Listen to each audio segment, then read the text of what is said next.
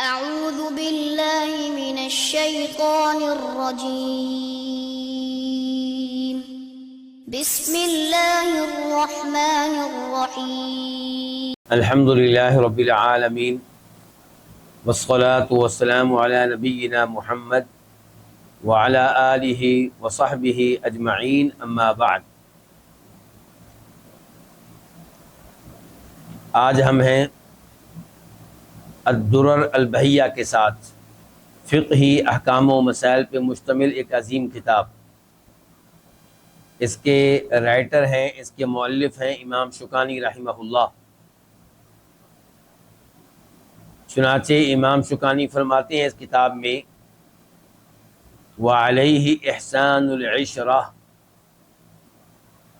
اور خامند پہ واجب ہے، خامند کے ذمے ہے احسان العشرہ، اچھے طریقے سے رہنا، اچھا سلوک کرنا. کس کے ساتھ؟ اپنی بیوی کے ساتھ، اپنی وائف کے ساتھ. اللہ تعالیٰ فرماتے ہیں سورہ نساء میں آیت نمبر 19 میں 19 میں وعاشروہن بالمعروف، اور ان کے ساتھ، ان کے اپنی بیویوں کے ساتھ اچھے طریقے سے رہو. اور امام بخاری روایت کرتے ہیں، نمبر ہے حدیث کا 5186 5186، اور امام مسلم روایت کرتے ہیں، حدیث کا نمبر ہے 1470 1470. ابو ہریرہ سے روایت ہے کہ نبی علیہ الصلوۃ والسلام نے فرمایا ان المرأۃ کالضلع، کہ بے شک عورت پسلی کی طرح ہے. پسلی ہم نے دیکھ رکھی ہے. پسلی کیا ہوتی ہے؟ ٹیڑھی سی ہوتی ہے، اور ہمارے جسم میں یہ پسلی رہتی ہے اور بہترین کام کر رہی ہے. لیکن کیا یہ سیدھی ہے کہ ٹیڑھی ہے؟ ٹیڑھی ہے. اگر کوئی کہے جی میں نے اس کو سیدھا کرنا ہے تو کیا کرے گا؟ نقصان کر بیٹھے گا، پسلی ٹوٹ جائے گی، پسلی سے محروم ہو جائے گا. تو فرمایا عورت پسلی کی طرح ہے. اذا ذهبت تقيمها كسرتها، اگر آپ اس کو ٹھیک کرنا چاہیں گے تو توڑ بیٹھیں گے. وَإِن تَرَكْتَهَا اسْتَمْتَعَ بِهَا وَفِيهَا عِوَجٌ، اور اگر آپ اس کو اس کی حالت پہ چھوڑ دیں تو آپ اس سے فائدہ اٹھا سکیں گے، لیکن وہ ٹیڑھ پن اس میں قائم رہے گا، موجود رہے گا. کیا یہ اس حدیث میں نبی علیہ السلام نے عورتوں کی توہین کی ہے؟ نہیں، حقیقت کا اظہار کیا ہے. تو کیا ضروری تھا کہ اس حقیقت کا اظہار کیا جاتا ہے؟ اس حقیقت کو چھپا لیتے تاکہ عورتوں کا دل نہ ٹوٹتا. تو جواب یہ ہے کہ اس حقیقت کا اظہار کرنے میں ہی عورتوں کا فائدہ ہے. آپ نے خامند کے ذہن میں یہ بات ڈال دی کہ یہ ممکن نہیں ہے کہ تمہاری بیوی 100% تمہارے مطابق ہو جائے. اگر کوئی آدمی یہ عزم کر لے کہ میں نے اپنی بیوی کو 100% اپنے مطابق کرنا ہے تو نتیجہ کیا نکلے گا؟ طلاق دے بیٹھے گا، گھر اجڑ جائے گا، گھر برباد ہو جائے گا. تو نبی علیہ الصلوۃ والسلام نے یہ الفاظ کہہ کر مردوں کو پیغام دیا ہے کہ اپنی بیویوں کے ساتھ گزارا کرو. ان میں کئی خوبیاں ہیں، ان خوبیوں پہ انہیں شاباش دو، ان کی تعریف کرو، انہیں دعائیں دو. اور جو چند باتیں ایسی ہیں جو تمہارے مزاج کے مطابق نہیں ہیں، تمہارے اصولوں کے مطابق نہیں ہیں، ان میں پیار و محبت سے اس کو تبدیل کرنے کی کوشش کرو. تبدیل ہو جائے تو ٹھیک، ورنہ اس عورت کے ساتھ گزارا کرو. اس کو مکمل ٹھیک کرنے کی کوشش میں کہیں طلاق نہ دے بیٹھنا، کہیں کام خراب نہ ہو جائے، کہیں وہ خلا نہ مانگ لے.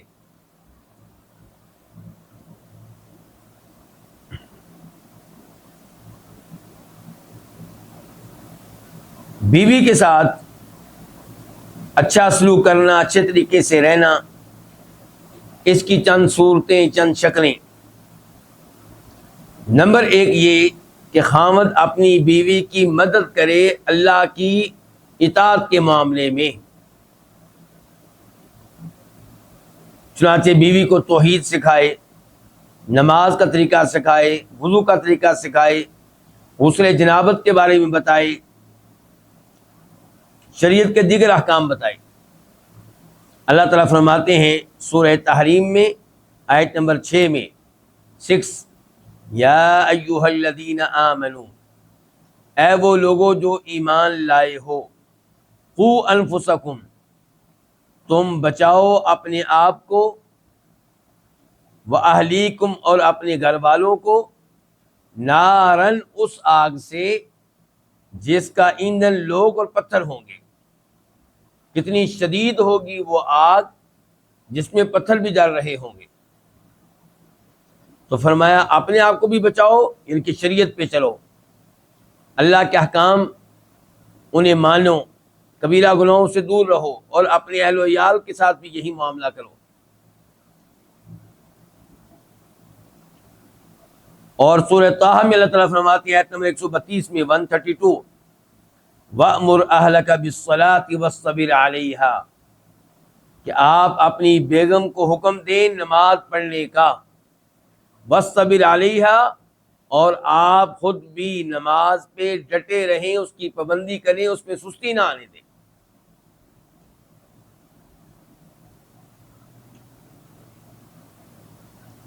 احادیث کی طرف آ جائیں۔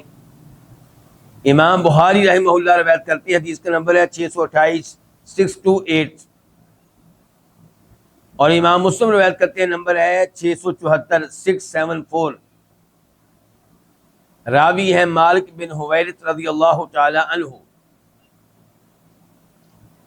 یہ کہتے ہیں اتیت النبی صلی اللہ علیہ وسلم فی نفر من قومی، میں نبی علیہ الصلوۃ والسلام کے پاس آیا اپنی قوم کی ایک جماعت میں، ایک گروپ میں،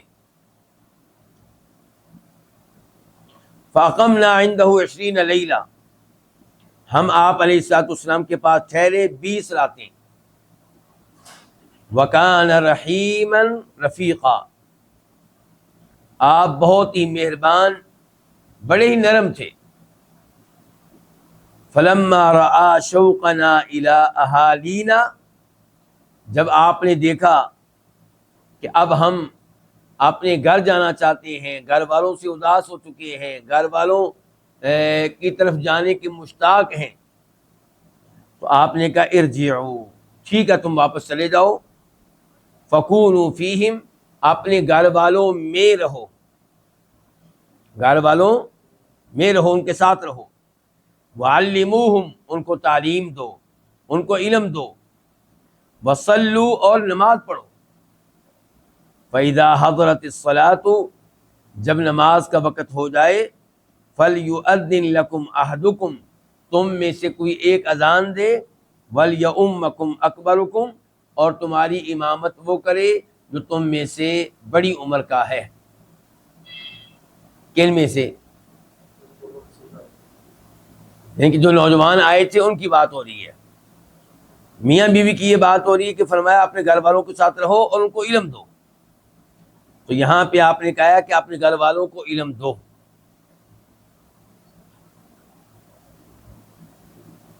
اور پھر بخاری شریف کی یہ حدیث بھی ہمارے سامنے رہنی چاہیے، جس کا نمبر ہے 893 893۔ آپ علیہ السلام فرماتے ہیں کلکم راع وکلکم مسئول عن رعیتہ، تم میں سے ہر کوئی راعن، کسی نہ کسی کا نگہبان ہے، کسی نہ کسی کا نگران ہے۔ یعنی کہ مثال کے طور پہ آپ اپنے گھر میں اگر شوہر ہیں، سربراہ ہیں، تو پورے گھر کے آپ نگران ہیں، کسی آفس کے آپ بڑے ہیں تو آفس کے سب لوگوں کے آپ نگران ہیں، تو آپ کہیں نہ کہیں کسی نہ کسی کے کیا ہے، نگران ہیں۔ فرمایا وَكُلُّكُمْ مَسْئُولٌ عَنْ رَعِيَّتِهِ، تم میں سے ہر ایک سے بات پرس ہوگی، سوال ہوگا اس کی رعیت کے بارے میں، ان کے بارے میں جن پہ وہ نگران تھا۔ تو خامد بیوی کا کیا ہے، نگران۔ تو بیوی کے بارے میں خامد سے سوال ہوگا کہ نماز کیوں نہیں پڑھتی تھی، توحید کے اوپر کیوں نہیں آ سکی، آپ نے توحید کی دعوت اسے کیوں نہیں دی، نماز کے بارے میں بار بار کیوں نہیں کہا، رمضان کی روزے رکھنے کا مطالبہ کیوں نہیں کیا، کبیرہ گناہوں سے کیوں نہیں منع کیا۔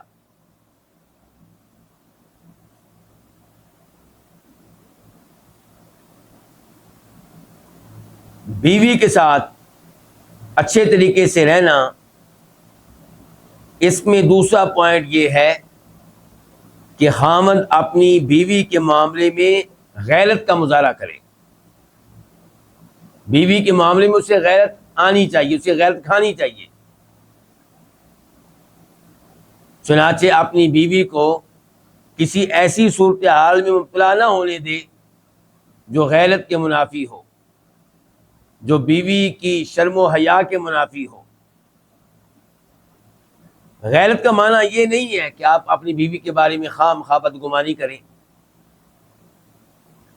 بلکہ غیرت کے مسئلے کو سمجھا جائے اس حدیث کی روشنی میں جسے امام ابو داؤد رحمہ اللہ روایت کرتے ہیں. نمبر ہے 2659، 2659. نبی علیہ السلام فرماتے ہیں من الغیرۃ ما یحب اللہ، کوئی غیرت وہ ہوتی ہے جس سے اللہ محبت کرتا ہے. ومنها ما یبغض اللہ، اور کوئی غیرت وہ ہوتی ہے جس کو اللہ ناپسند کرتا ہے، جس سے اللہ نفرت کرتا ہے. غیرت کا مسئلہ پڑھتے ہیں. آگے بڑھنے سے پہلے ان الفاظ سے یہ سمجھائی، ان الفاظ سے یہ پتہ چلا کہ اللہ کئی چیزوں سے محبت کرتا ہے اور کئی چیزوں سے اللہ نفرت کرتا ہے. تو محبت کرنا، نفرت کرنا، یہ اللہ کی صفات میں سے دو صفات ہیں. فَأَمَّا الَّتِي يُحِبُّهُ اللَّهُ، جہاں تک تعلق ہے اس غیرت کا جس کو اللہ پسند کرتا ہے، فَالْغَيْرَةُ فِي الرِّيبَةِ، تو یہ وہ غیرت ہے جس کے پیچھے کوئی مشکوک صورتحال ہو. مثال کے طور پہ کوئی لڑکا آپ کی بیگم سے ہنسی مذاق کرتا ہے، اس کے ساتھ بیٹھتا ہے، تو یہاں پہ غیرت کا مظاہرہ کرنا چاہیے. کیوں بیٹھے کوئی غیر لڑکا آپ کی وائف کے ساتھ؟ کیوں کوئی لڑکا آپ کی وائف کے ساتھ فون پہ طویل گفتگو کرے، ہنسی مذاق کرے، لطیفے سنے اور سنائے؟ کیوں ہو ایسا؟ غیرت کا تقاضا یہ ہے کہ ایسی چیزیں آپ کی بیگم میں نہ پائی جائیں. اگر موجود ہوں یا کوئی لڑکا آپ کی بیگم کے ساتھ اس انداز سے گفتگو کرنے کی کوشش کرے تو آپ اس میں رکاوٹ بنیں، اس کو منع کریں.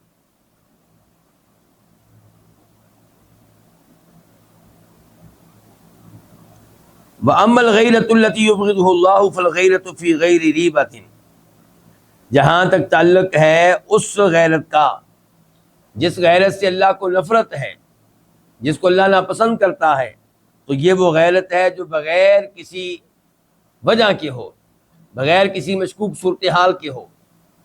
مثال کے طور پہ کوئی لڑکا آپ کے والد صاحب کے پاس آیا، وہ آپ کے گھر کے ڈرائنگ روم میں بیٹھا ہوا ہے، جہاں مہمان بیٹھتے ہیں ادھر بیٹھا ہوا ہے، اور آپ کے والد صاحب سے مطالبہ کر رہا ہے کہ آپ میرا نکاح اپنی بیٹی سے کر دیں. آپ لڑکی کے بھائی ہیں اور آپ کو غصہ آ رہا ہے، اس کو شرم نہیں آتی، میری بیگم کا رشتہ میری بہن کا رشتہ مانگ رہا ہے، اور آپ اس کی جا کے بےعزتی کرتے ہیں. یعنی کہ لڑکے کے کریکٹر کے اوپر آپ کو کوئی اعتراض نہیں ہے، آپ اس کو اچھا لڑکا سمجھتے ہیں، لیکن کیوں رشتہ مانگنے آیا جی بس. تو یہ خام خواہ کی جو غیرت ہے اس کو اللہ تعالیٰ پسند نہیں کرتا. یا وہ غیرت کہ آپ کے گھر میں آپ کا بہنوئی آتا ہے اور وہ ایک کمرے میں آپ کی بہن کے ساتھ بیٹھا ہے جو اس کی وائف ہے، اور آپ کو خام خواہ اس کے اوپر غصہ آ رہا ہے. بھئی اس کے ساتھ وہ تنہائی میں بیٹھا ہے، سب کے سامنے نہیں بیٹھا، اور وہاں پہ بیٹھ کے اگر کوئی ہنسی مذاق بھی کر رہا ہے تو یہ اس کا حق ہے.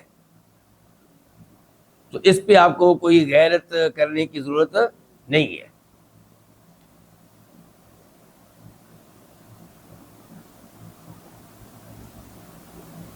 بیوی کے ساتھ اچھے طریقے سے رہنا، اس میں تیسرا پوائنٹ یہ ہے کہ بیوی کا حق مہر ادا کیا جائے. اللہ تعالیٰ فرماتے ہیں قرآن حکیم میں وَآتُوا النِّسَاءَ صَدُقَاتِهِنَّ نِحْلًا، سورہ نساء آیت نمبر 4 عورتوں کو ان کے حق مہر خوشی خوشی سے دے دو.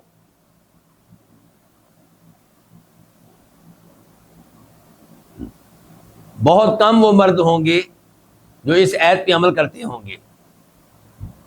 کئی تو وہ ہیں جو حق مہر دیتے ہی نہیں، اور جو دیتے ہیں وہ بھی خوشی خوشی سے نہیں دیتے۔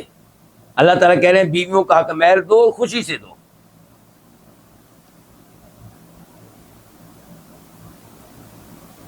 اور پھر اس معاملے میں وہ حدیث بھی ہے جس کو امام بخاری روایت کرتے ہیں، نمبر ہے 5135 5135، جس میں آتا ہے کہ نبی علیہ الصلوۃ والسلام کے پاس ایک عورت آئی تھی جس نے کہا تھا کہ میں اپنا آپ کو ہبہ کر رہی ہوں، یعنی کہ میں آپ سے بغیر کسی حق مہر کے شادی کرنے کے لیے تیار ہوں۔ تو آپ علیہ الصلوۃ والسلام نے اس عورت میں کوئی دلچسپی نہیں لی، تو ایک صحابی سمجھ گئے کہ آپ کو اس عورت کی ضرورت نہیں ہے، کہنے لگے اللہ کے رسول علیہ الصلوۃ والسلام پھر آپ میرا نکاح اس عورت سے کر دیں۔ تو آپ نے کہا تھا کیا تمہارے پاس کوئی چیز ہے حق مہر میں دینے کے لیے؟ کہنے لگے نہیں، سوائے اس چادر کے جو میں نے پہنی ہوئی ہے، چادر بھی ایک ہی، دو نہیں ایک۔ تو آپ نے فرمایا چادر کیسے حق مہر بنے گی؟ صحابی نے کہا تھا نا آدھی اس کو دے دیتا ہوں۔ فرمایا کیسے دو گے؟ اگر اس کو چادر دو گے تم ننگے ہو جاؤ گے اور تم پہنو گے تو اس کو حق مہر نہیں ملے گا۔ تو پھر آپ نے کہا حق مہر لے کر آؤ، چاہے لوہے کی انگوٹھی لے آؤ۔ لوہے کی انگوٹھی بھی ان کو نہیں ملی۔ تو آپ نے کہا کہ جتنا قرآن تمہیں یاد ہے اتنا قرآن تم نے اس عورت کو سکھانا ہے، یہی تمہارا حق مہر ہے۔ تو آپ دیکھیے حق مہر اتنا ضروری ہے کہ حق مہر کی معافی نہیں ملی، فقیر سے فقیر صحابی کو بھی معافی نہیں ملی۔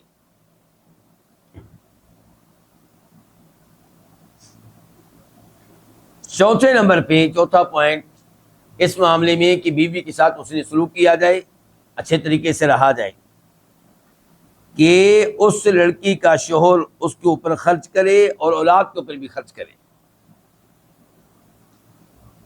اس بارے میں کئی حدیث ہیں۔ مثال کے طور پہ ایک حدیث وہ ہے جسے جناب جابر روایت کرتے ہیں، مسلم شریف میں آتی ہے، حج والی لمبی حدیث، جس لمبی حدیث میں جناب جابر نے آپ علیہ السلام کا حج کا طریقہ بیان کیا، بتایا ہے۔ اس میں یہ بھی بتایا کہ پھر آپ نے خطبہ دیا تھا، میدان عرفات میں آپ نے خطبہ دیا تھا۔ اس خطبے میں کئی پوائنٹ تھے، ان میں سے ایک یہ تھا وَلَهُنَّ عَلَيْكُمْ رِزْقُهُنَّ وَكِسْوَتُهُنَّ، تمہاری بیویوں کا تمہارے اوپر یہ حق ہے کہ تم انہیں ان کے لباس کا بندوبست کرو اور ان کے کھانے پینے کا بندوبست کرو۔ اور پھر ابو داؤد شریف کی حدیث ہے جس کے راوی ہیں جناب معاویہ القشیری رضی اللہ تعالیٰ عنہ، کہ نبی علیہ السلام سے سوال کیا گیا کہ ہماری بیوی کا ہمارے اوپر کیا حق بنتا ہے؟ آپ نے کہا تھا ان تطعمها اذا طعمت، جب خود کھانا کھاؤ تو بیوی کو بھی کھلاؤ، جب خود لباس پہنو تو بیوی کو بھی لباس پہناؤ، اسے بھی سوٹ لے کر دو۔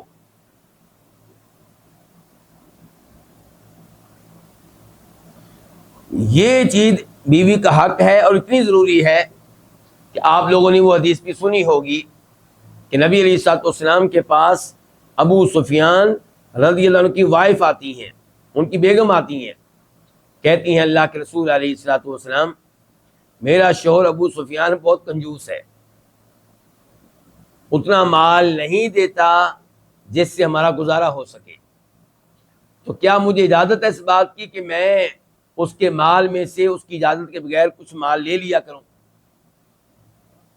تو آپ علیہ السلام نے کہا تھا ہاں تم اتنا مال لے سکتی ہو جتنا تمہارے لیے اور تمہارے بچوں کے لیے کافی ہو جائے۔ تو پتہ چلا کہ بیوی کا اور بچوں کا خرچہ کس کے ذمہ؟ شوہر کے ذمہ۔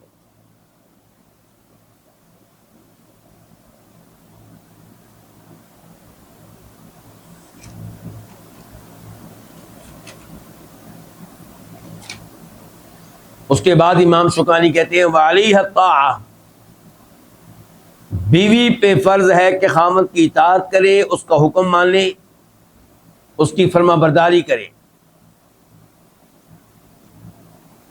اس بارے میں اللہ تعالیٰ کا فرمان ہے سورہ نساء میں آیت نمبر 34 میں 34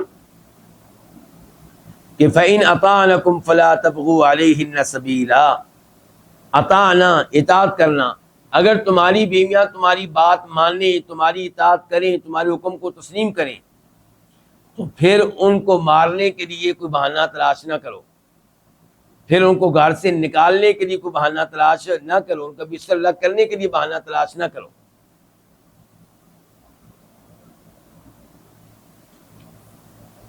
تو پتہ چلا کہ بیوی پہ واجب ہے کہ خاوند کی اطاعت کرے، بلکہ وہ عہد بھی ذہن میں لے آئیں، الرجال قوامون علی النساء، مرد عورتوں کے حکمران ہیں، مرد عورتوں کے نگران ہیں، حکمران ہیں، تو پھر بیوی پہ واجب ہوگا کہ اپنے حکمران کی بات مانیں۔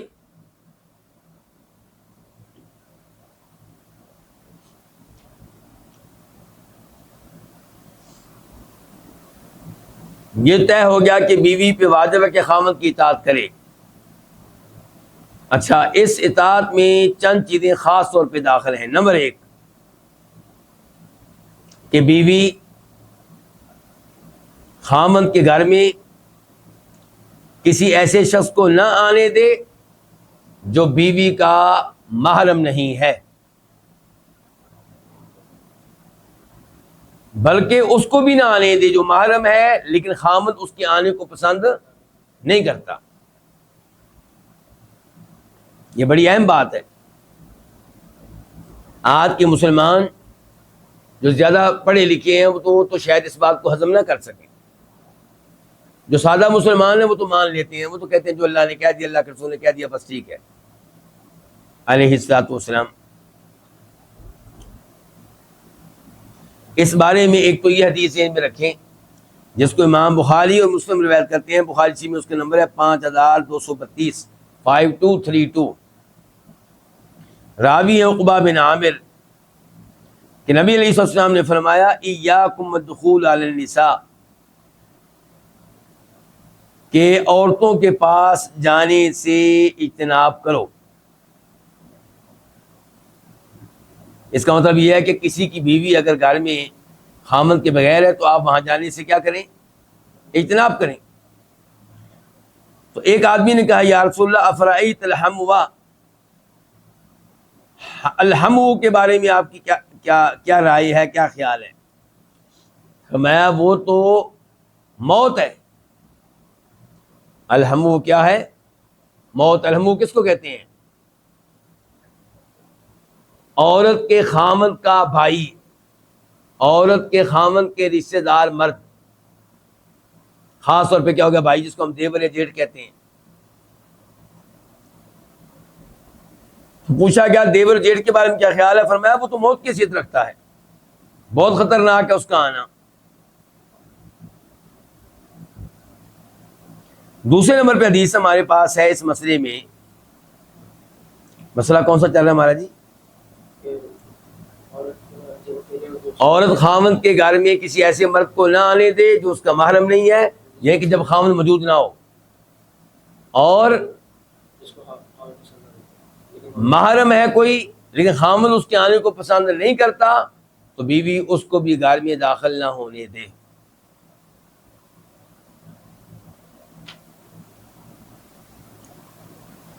آپ کہیں گے یہ تو بہت بڑا ظلم ہوگا، ہو سکتا ہے کہ وہ لڑکی کا باپ ہو۔ وہ کیا ہو؟ لڑکی کا، جس کو منع کر رہا ہے خاوند کہ آپ کا باپ نہیں آ سکتا یا آپ کا بھائی نہیں آ سکتا، ان کی سالہ۔ تو کیا خیال ہے آپ کا اس بارے میں؟ پھر دیکھیں، خاوند کو چاہیے کہ بیوی کے ساتھ اچھا سلوک کرے، اور اچھے سلوک میں یہ بات داخل ہے کہ اس لڑکی کا باپ آئے تو اس کی عزت کرے، اس کی ماں آئے تو اس کی عزت کرے، اس کا کوئی بھائی اگر آتا ہے تو عزت کرے، یہ اس میں داخل ہے۔ لیکن مسئلہ یہ ہے کہ کوئی خاوند دیکھتا ہے کہ جب بھی میرا سسر میرے گھر میں آتا ہے اس کے بعد میری اور میری بیوی کی لڑائی ہو جاتی ہے، جب بھی میرا یہ والا سالہ بیوی کا بھائی آتا ہے تو اس کے بعد میری بیگم کی کیا ہوتی ہے؟ لڑائی۔ تو 2-3 دفعہ ایسا ہوا تو اس نے رزلٹ نکال لیا، اس کا مطلب یہ ہے کہ یہ آتا ہے تو میری بیوی کو میرے خلاف بھڑکاتا ہے اور پھر ہماری بعد میں لڑائی ہو جاتی ہے۔ تو اگر کوئی سسر ایسا کام کرتا ہے، اپنی بیٹی کو شوہر کے خلاف ابھارتا ہے، کوئی سالہ ایسا کام کرتا ہے کہ اپنی بہن کو اس کے خاوند کے خلاف ابھارتا ہے تو پھر یقیناً ایسے آدمی کو گھر میں آنے سے روکا جا سکتا ہے۔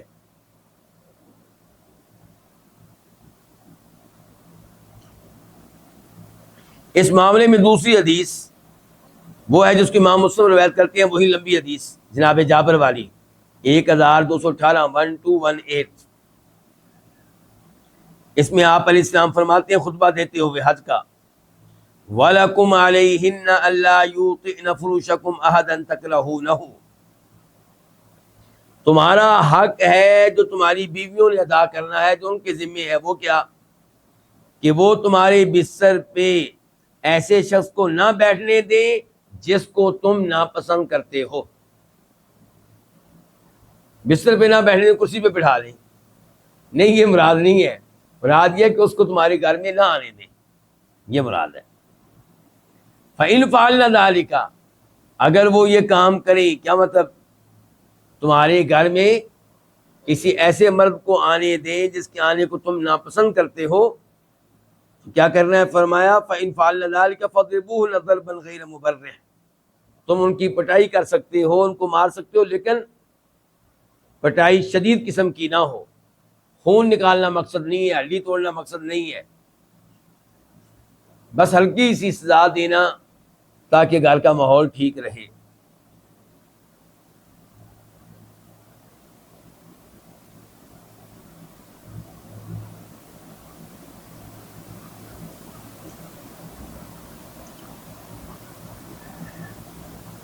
دوسرے نمبر پہ جو چیز اطاعت میں داخل ہے، ان کی بیوی جس معاملے میں خاوند کی اطاعت کرے گی وہ یہ کہ خاوند کی اجازت کے بغیر خاوند کے گھر سے نکل کر کہیں اور نہیں جائے گی۔ اس بارے میں یہ آیت کافی مضبوط ہے، مضبوط دلیل ہے، سورہ احزاب کی، وَقَرْنَ فِي بُيُوتِكُنَّ، کہ اپنے گھروں میں ٹک کر بیٹھی رہو۔ تو اس سے پتہ چلا کہ عورت کو اپنے گھر میں رہنا چاہیے، اور گھر سے نکلے گی تو خاوند کی اجازت سے پھر نکلے گی۔ تیسرے نمبر پہ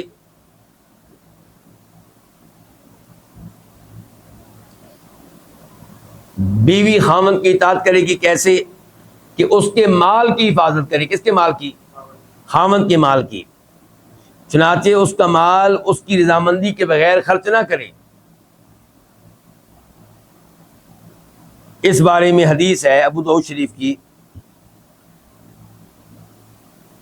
3565 3565، راوی ابو امامہ رضی اللہ عنہ کہتے ہیں کہ میں نے سنا نبی علیہ الصلوۃ والسلام سے کہ آپ کہہ رہے تھے، ان اللہ عز وجل قد اعطى كل ذی حق حقا فلا وصیۃ لوارث، کہ بے شک اللہ تعالیٰ نے ہر حق والے کو اس کا حق دے دیا ہے، یعنی کہ وراثت کا نظام اللہ نے بہترین طریقے سے دے دیا ہے، جس کا جو حق بنتا تھا اللہ نے وہ بیان کر دیا ہے۔ فلا وصیۃ لوارث، تو جس کو اللہ نے وارث بنا دیا، جس کا حصہ اللہ نے وراثت میں مقرر کر دیا، اس کے حق میں اب میت کو، فوت ہونے والے کو فوت ہونے سے پہلے کسی قسم کی وصیت کرنے کی اجازت نہیں ہے۔ بیٹے کا حصہ ہے جی وراثت میں ہے، تو اب آپ کسی ایک بیٹے کے حق میں وصیت کریں فوت ہونے سے پہلے کہ اس کو میری گاڑی دے دی جائے، تو آپ کا یہ کہنا درست نہیں ہوگا، یہ گاڑی اب مال وراثت بن چکی ہے۔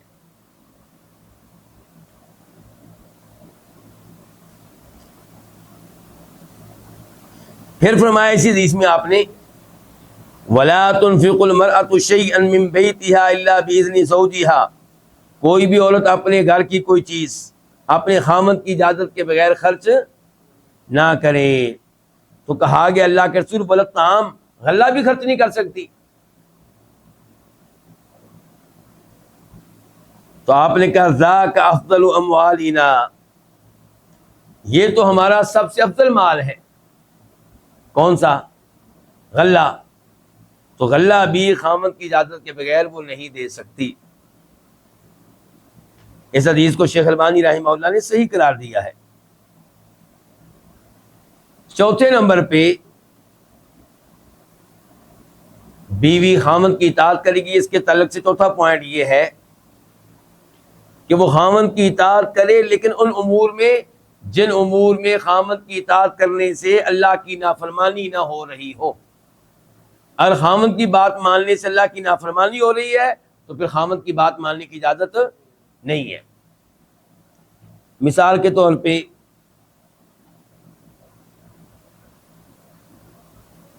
سورج ڈوبنے میں 10-15 منٹ رہ گئے ہیں اور بیوی نے ابھی تک نماز نہیں پڑھی، اور اب وہ وضو کرنے جا رہی ہے تاکہ جلدی سے نماز پڑھ لوں سورج غروب ہونے سے پہلے، اور خامد روک رہا ہے نہیں تو 1 گھنٹے تک نماز نہیں پڑھ سکتی، 1 گھنٹے بعد پڑھنا۔ تو یہاں خامد کی بات مانیں گی تو کیا ہوگا؟ اللہ کی نافرمانی ہوگی، تو خامد کی بات نہیں مانی جائے گی۔ مثال کے طور پہ خامد جو ہے وہ بیگم سے تعلق قائم کرنا چاہتا ہے، خاص تعلق حیض کے دوران، پیریڈ کے دوران، تو یہ بھی کیا ہے؟ شریعت کی اللہ تعالیٰ کی نافرمانی ہے، تو یہ بات نہیں مانی جائے گی۔ مثال کے طور پہ خامند کہتا ہے بیوی سے کہ آپ اپنے یہ بال سیٹ کیا کریں، کون سے؟ کیا کہتے ہیں؟ آئی برو، یعنی کہ یہ جو آنکھوں کے اوپر جو بال ہیں یہ والے، تو یہ بال ٹھیک کرنا، سیٹ کرنا عورت کے لیے بالکل جائز نہیں ہے، اس کے اوپر لعنت نازل ہوتی ہے۔ تو بیوی خامند کی یہ بات نہیں مانے گی۔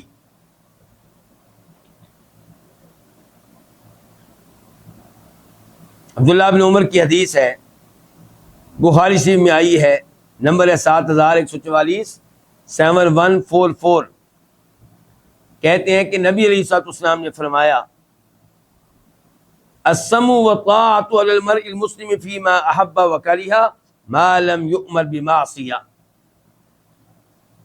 کہ مسلمان مرد پہ واجب ہے کہ وہ اپنے حکمران کی بات سنے بھی اور مانے بھی،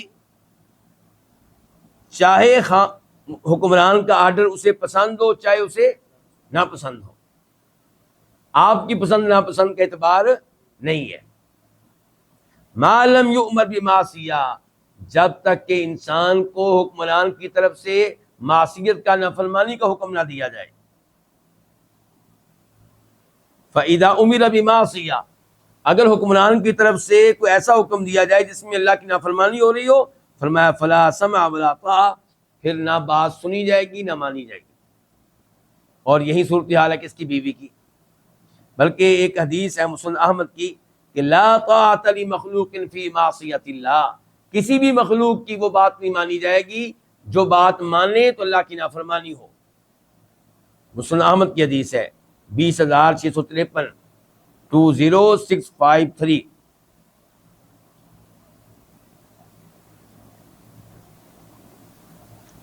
اگر خامن اپنی بیوی کو حکم دیتا ہے کسی نفلی عبادت کے معاملے میں کہ اس کو چھوڑ دے، تو اس کو چاہیے کہ اپنے خامن کی بات مانے۔ مثال کے طور پہ یہ سوموار کا روزہ رکھنا چاہتی ہے نفلی طور پہ، جمعرات کا روزہ رکھنا چاہتی ہے نفلی طور پہ، فرض نہیں ہے، قضا نہیں ہے، تو خامن اجازت نہیں دیتا تو پھر نہیں رکھے گی۔ حدیث ہے بخاری شریف کی، نمبر ہے 5192 5192۔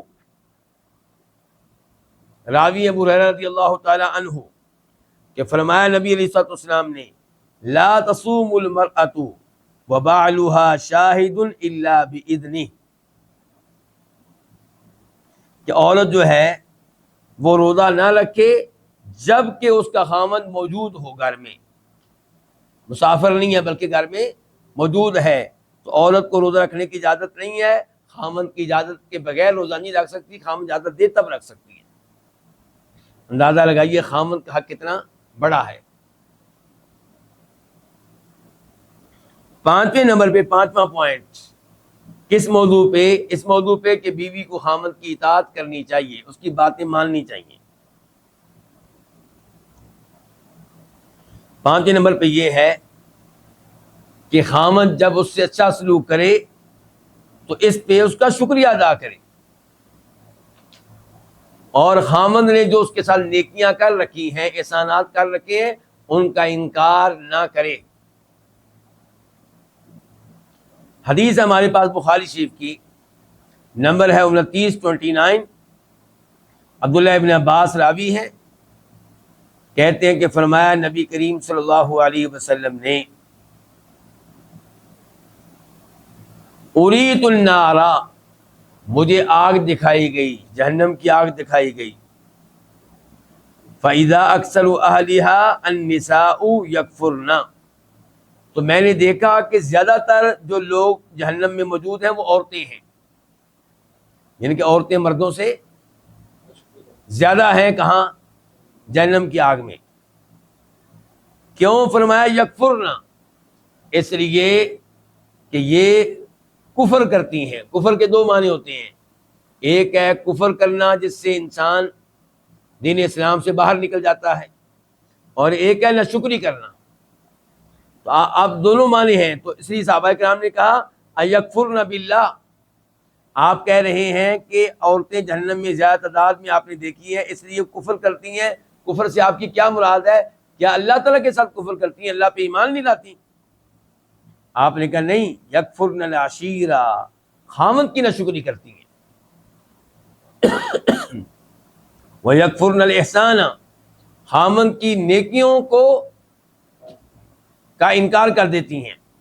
لو احسنت الی احداہن الدہر، اگر آپ کسی بیوی سے زمانہ بھر اس نے سلوک کریں، احسان والا معاملہ کریں، اچھا برتاؤ کریں، ثم رأت منک شیئا، پھر کسی دن وہ آپ میں کوئی چیز دیکھے، کوئی آپ اس کا تقاضا پورا نہ کریں، کوئی سہولت آپ سے مانگ رہی ہو آپ نہ دیں، تو کیا کہے گی؟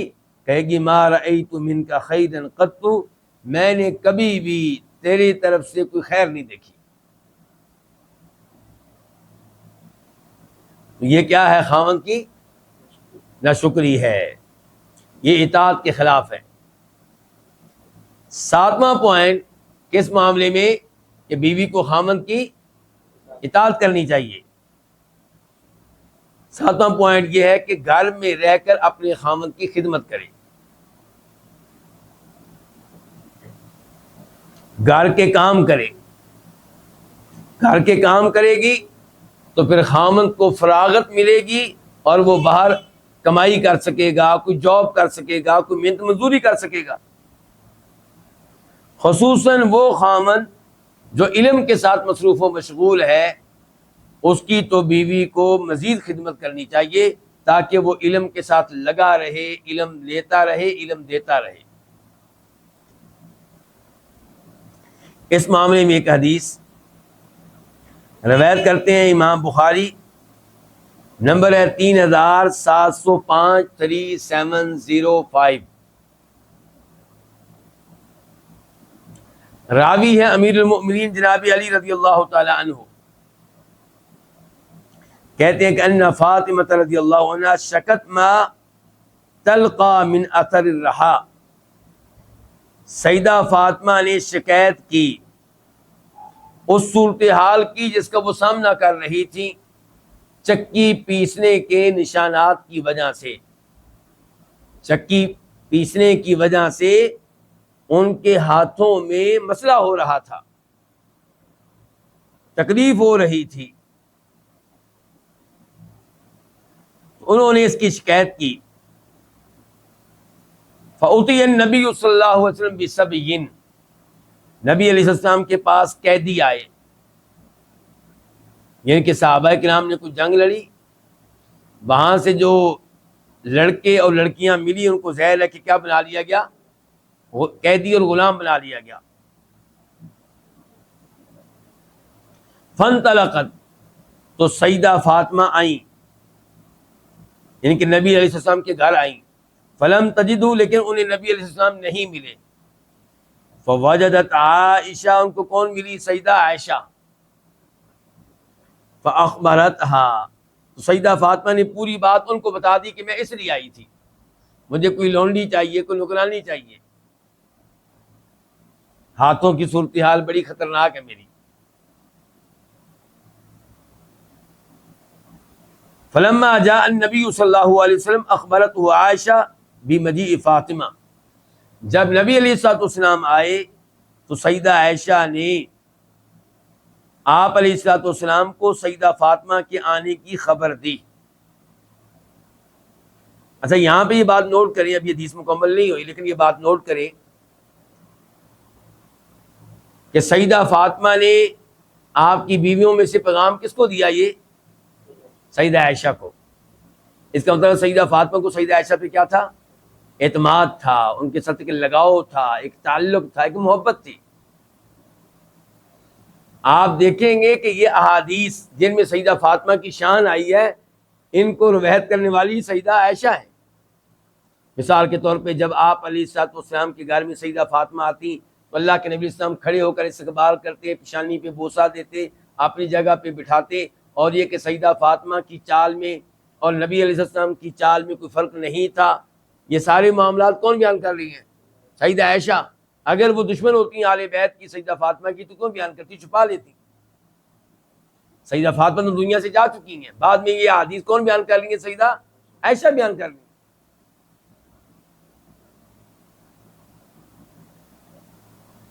اور وہ حدیث بھی سیدہ عائشہ ہی بیان کرتی ہیں کہ نبی علیہ الصلوۃ والسلام کے آخری وقتوں میں سیدہ فاطمہ آئیں، آپ نے ان کے ساتھ سرگوشی میں کوئی بات کی اور انہوں نے رونا شروع کر دیا، پھر آپ نے دوبارہ بات کی تو سیدہ فاطمہ نے مسکرانا شروع کر دیا۔ تو سیدہ عائشہ نے سیدہ فاطمہ سے پوچھا یہ کیا معاملہ ہوا ہے کہ پہلے اللہ کے نبی علیہ السلام نے آپ سے کوئی بات کی ہے تو آپ رونے لگ گئی تھیں، پھر کوئی بات کی ہے تو آپ مسکرانے لگ گئی تھیں؟ تو سیدہ فاطمہ نے کہا میں نبی علیہ السلام کا راز کسی کو نہیں دے سکتی، یعنی کہ آپ نے میرے کان میں بات کی، اس کا مطلب ہے کہ آپ نہیں چاہتے کہ بات کسی اور کو بتائی جائے، تو اس لیے یہ بات کیا رہے گی؟ راز رہے گی۔ جب اللہ کے نبی علیہ السلام فوت ہو گئے تو پھر سیدہ عائشہ نے دوبارہ پوچھا سیدہ فاطمہ سے کہ میرا تمہارے اوپر بڑا حق ہے، مجھے بتاؤ اللہ کے نبی علیہ السلام نے آپ سے کیا بات کی تھی؟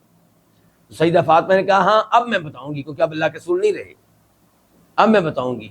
تو پھر سیدہ فاطمہ نے بتایا کہ جب پہلی بار سرگوشی کی تو آپ نے مجھے بتایا کہ میں لگتا ہے کہ دنیا سے قریب جانے والا ہوں، تو میں اس پہ رونے لگ گئی۔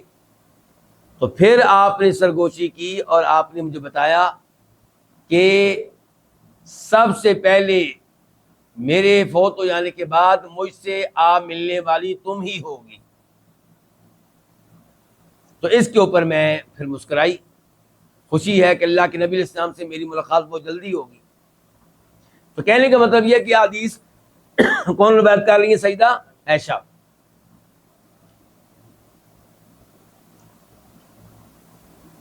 تو اب یہ سیدہ فاطمہ آئی ہیں آپ علیہ السلام کے گھر میں لونڈی لینے کے لیے، نوکرانی مانگنے کے لیے۔ تو آپ علیہ السلام نہیں تھے تو انہوں نے اپنا پیغام سیدہ عائشہ کو دے دیا، سیدہ عائشہ نے یہ پیغام اللہ کے نبی علیہ السلام کو دے دیا۔ فجاء النبی الینا صلی اللہ علیہ وسلم، جناب علی کہتے ہیں کہ نبی علیہ السلام ہمارے پاس آئے، ہمارے گھر آئے۔ وقد اخذنا مضاجعنا، جب آپ آئے تب ہم اپنے بستروں پہ لیٹ چکے تھے۔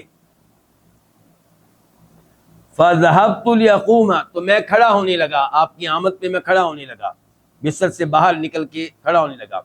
فقال على مكانكما، تو آپ نے مجھ سے کہا اپنی جگہ پہ رہو۔ فقعد بیننا، جناب علی کہتے ہیں کہ پھر آپ ہمارے درمیان بیٹھ گئے، کہ میرے اور سیدہ فاطمہ کے درمیان میں بیٹھ گئے۔ حتی وجدت برد قدمیہ علی صدری، یہاں تک کہ میں نے آپ کے قدموں کی ٹھنڈک اپنے سینے پہ محسوس کی، یعنی کہ آپ کے قدم ہمیں لگ رہے تھے، مجھے لگ رہے تھے۔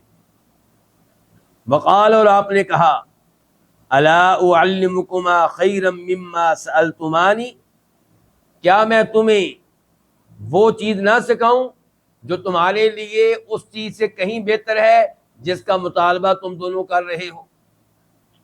دونوں نے مطالبہ کس چیز کا کیا تھا؟ نوکرانی کا، لونڈی کا۔ تو میں تمہیں اس سے بہتر چیز نہ دوں؟ اذا اخذتما مضاجعکما، جب تم اپنے بستر پہ آ جاؤ تو تکبران 34، تو 34 بار 34 بار کیا کہنا ہے؟ اللہ اکبر.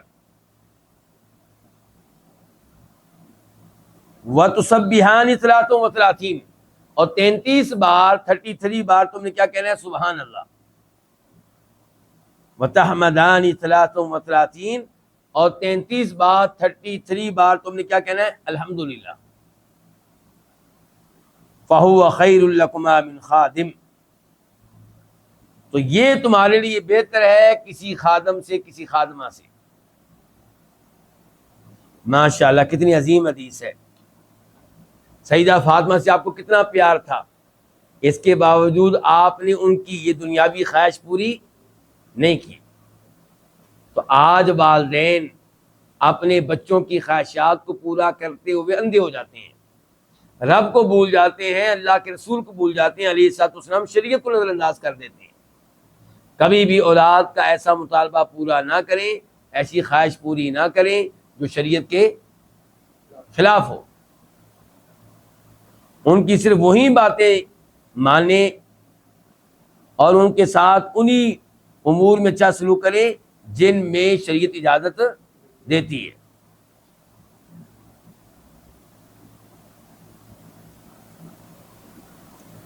یہیں پہ آج رکتے ہیں، کیونکہ اس کے بعد پھر تھوڑا سا مختلف موضوع ہو جائے گا. کیونکہ آج جو ہم نے پڑھا یہ کیا، میاں بیوی کے آپس پہ حقوق، بیوی کیا کرے اور خاوند کیا کرے، یہ پڑھا ہم نے آج. اللہ رب العزت سے دعا ہے کہ اللہ تعالیٰ مسلمان گھرانوں کی حفاظت فرمائے، شریعت پہ عمل کرنے کی توفیق دے. وصلی اللہ تعالی علی نبینا محمد وعلی آلہ وصحبہ اجمعین.